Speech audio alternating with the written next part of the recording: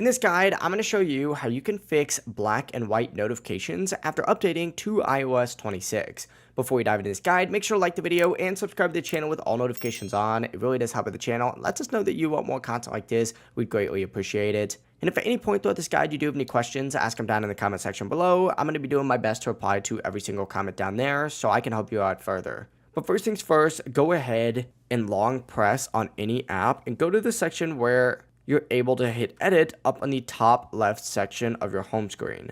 From here, go ahead and choose customize, and what you're going to want to do if you're on any of these other options is switch back to the default option. From here, go ahead and check your notifications and see if they look normal again. If they don't worry, go ahead and navigate into settings and then scroll down until you see the option for display and brightness and open it up. And from here, you're going to want to switch between light and dark mode right here. In most cases, light mode does fix this issue.